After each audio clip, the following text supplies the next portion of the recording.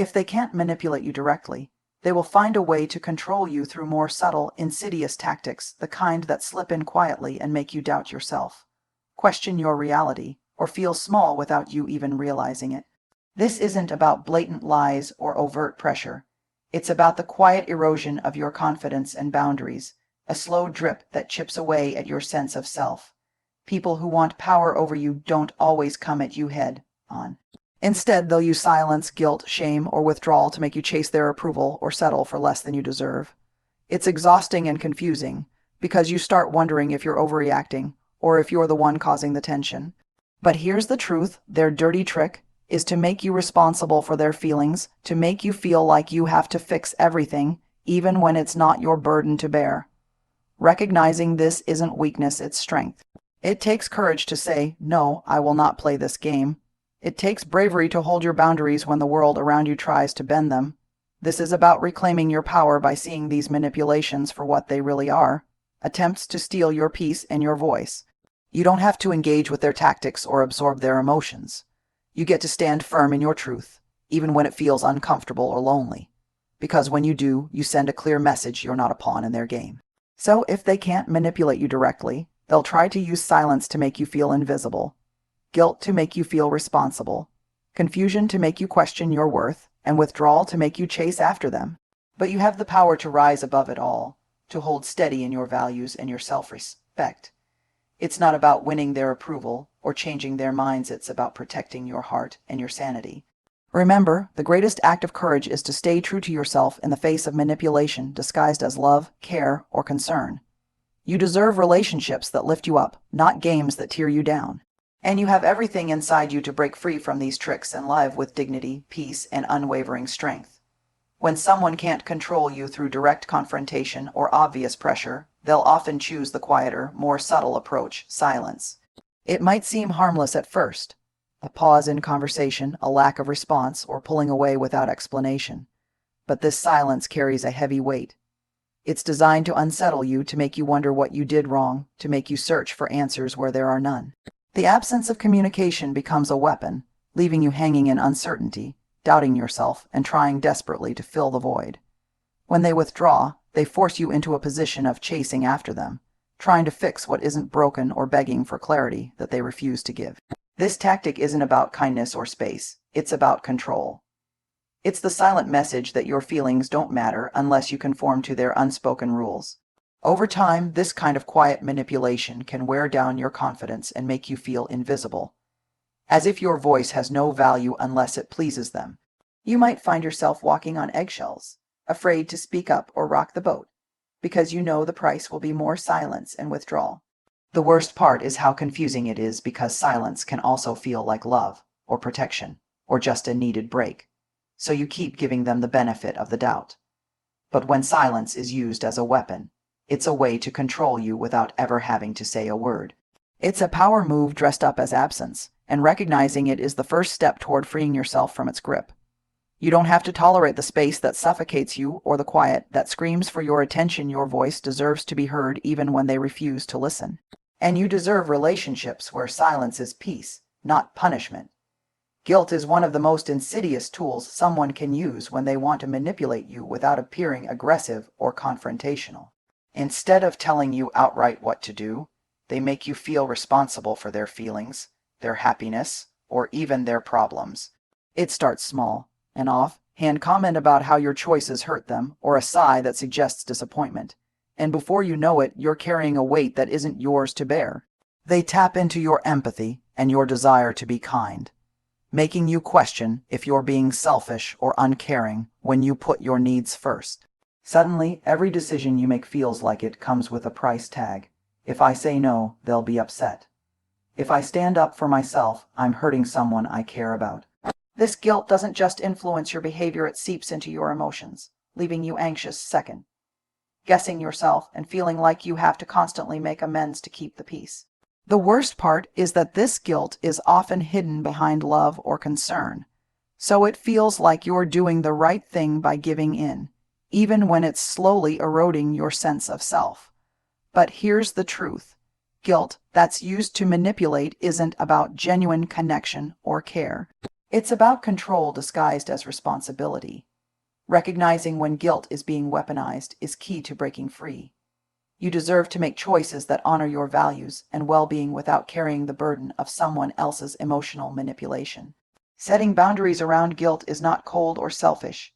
It's necessary for your freedom and your peace of mind. When you can separate genuine empathy from manipulation, you reclaim your power to live authentically without being trapped in a cycle of guilt and obligation. You don't have to sacrifice yourself to keep someone else comfortable. Your feelings matter too, and honoring them is an act of courage and self-respect. One of the most dangerous tactics in manipulation is to cloud your sense of what's true and what's not, to create a fog of confusion around your thoughts and feelings. When someone constantly twists facts, changes stories, or contradicts what they've said before, it's not an accident or forgetfulness. It's a deliberate strategy to make you question your memory, your perspective, and even your sanity. Suddenly, you find yourself apologizing for things you don't fully understand, replaying conversations in your head, and wondering if you're too sensitive or overreacting. This self-doubt is exactly what they want because it weakens your confidence and makes you easier to influence. You start relying on them to interpret reality for you, giving them more power over your emotions and decisions. This confusion often comes wrapped in subtle gaslighting, where they deny events, minimize your feelings, or blame you for misunderstandings, making you feel like the problem lies within you. The cycle is exhausting and isolating, and it chips away at your trust in yourself. But your feelings and perceptions are valid. You don't have to accept a distorted version of reality just to keep the peace. Recognizing when someone is intentionally creating confusion helps you reclaim your clarity and stand firm in your truth. You deserve to trust your own judgment and to have your experiences honored, not erased or questioned. Confusion isn't just a byproduct of disagreement. It can be a weapon, and once you see it for what it is, you can refuse to let it control you. Remember, clarity is power, and you have the right to demand it in every relationship. When someone can't accept responsibility for their actions or the consequences of their behavior, they often fall back on the classic manipulative move of playing the victim. This tactic flips the script, making you feel like you're the one at fault or the cause of their pain. They might exaggerate their own hardships or paint themselves as misunderstood and persecuted, casting themselves as fragile and in need of your sympathy. The effect is disarming because it taps into your natural desire to help, protect, and be compassionate. Instead of addressing the real issues or owning up to their part, they put the spotlight on themselves in a way that makes you question your perspective and doubt your feelings. This victim role becomes a shield they use to avoid accountability, while you're left trying to navigate their emotional storms, feeling guilty or responsible for hurting them by pointing out the truth. It's exhausting and unfair because it silences honest communication and creates a cycle where your needs and boundaries are dismissed as attacks. Recognizing this pattern is crucial to protecting yourself from being trapped in a one-sided emotional dynamic. You don't have to carry the burden of someone else's unresolved pain or mistakes.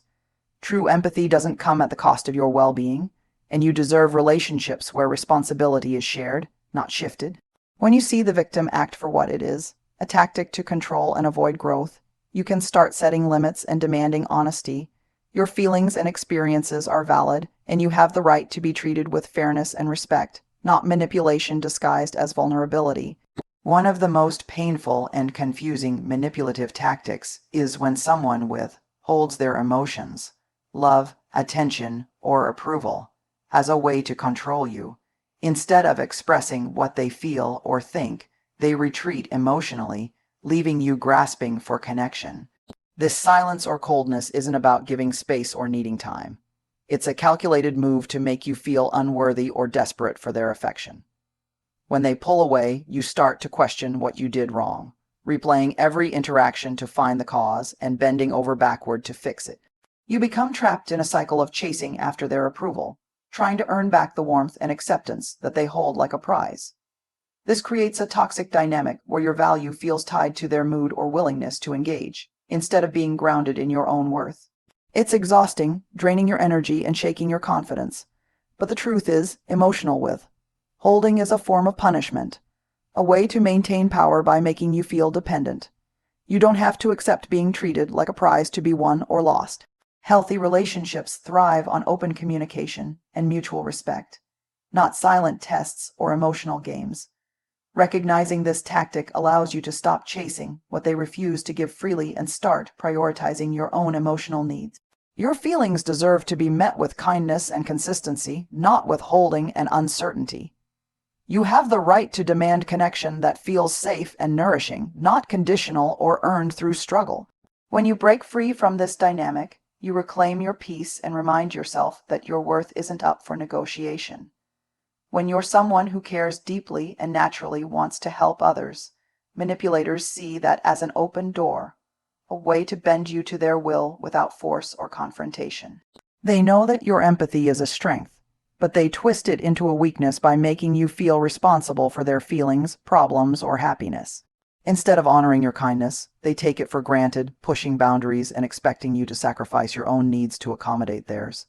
They might say things like, "If you really cared, you'd do this for me," or "I don't know how I'd manage without you," tapping into your desire to be helpful and needed. Slowly, you find yourself making choices not because they serve your best interests, but because you're trying to avoid guilt, disappointment, or conflict. This manipulation wears you down over time, leaving you exhausted and disconnected from what you truly want or need. The hardest part is that it often feels like love or loyalty. How could wanting to help be wrong? But kindness without boundaries can become self-sacrifice that feeds someone else's control. Recognizing when your empathy is being exploited is essential for your emotional health. You can care deeply and still say no. You can be kind and still protect your own heart. True generosity doesn't come at the cost of your well-being. When you learn to set limits around your kindness, you reclaim your power and create space for healthier, more balanced relationships. Ones where your empathy is respected, not weaponized.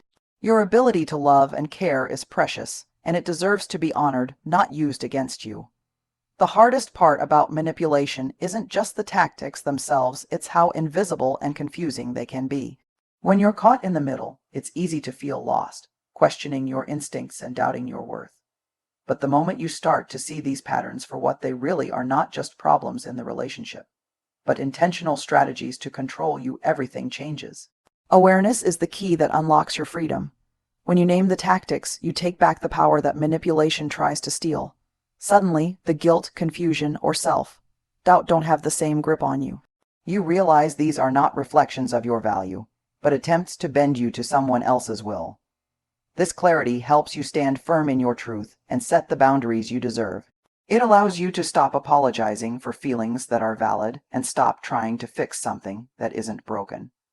Recognizing manipulation doesn't make you cold or unfeeling, it makes you courageous. It means you're choosing to protect your heart and your mental health.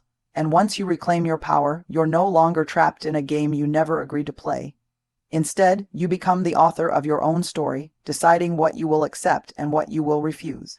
This step might feel scary or lonely at first, but it's the beginning of healing and true freedom. Because when you can see the truth clearly, you can choose a life where you are respected, valued, and loved exactly as you are. Boundaries aren't just rules for others, they're a way of honoring yourself, your needs, and your emotional health. When you clearly define what you will and won't accept, you create a protective space around your heart that shields you from manipulation and disrespect. It can be challenging at first because setting boundaries often triggers pushback or guilt trips from those used to bending you to their will. But boundaries are not walls to keep people out. They are guardrails that keep you safe while still allowing healthy connection. Maintaining them means consistently showing up for yourself, saying no when something doesn't feel right, and refusing to apologize for your limits. It means trusting that your needs are as important as anyone else's, and that honoring them is an act of self-love, not selfishness. When you uphold your boundaries, you teach others how to treat you with respect, kindness, and honesty. And the more you practice this, the stronger your self-respect grows, making it harder for anyone to use manipulation or dirty tricks against you. Boundaries create clarity, safety, and freedom, the foundation for relationships that nourish you rather than drain you. They are a daily practice of courage and commitment to yourself, reminding you that your peace and well-being are worth protecting no matter what. At the end of the day, refusing to be manipulated isn't about winning a battle with others, it's about winning your own peace. When you recognize the subtle tricks they use, the silence, the guilt, the confusion, the withdrawal, you step into your power. You stop playing their game and start living on your own terms. It's not always easy setting boundaries, saying no, standing firm, but it's the most loving thing you can do for yourself. Because you deserve to be treated with respect, kindness, and honesty. You deserve relationships that uplift you, not drain you. And you deserve to walk through life with your head held high, your voice heard, and your heart protected. When you choose yourself over manipulation, you open the door to freedom, the freedom to be authentic, to be whole, and to be truly free. So stand tall, trust yourself, and never settle for less than the respect and love you deserve. Your peace is worth fighting for, and it begins the moment you say, "I am not a pawn in anyone's game."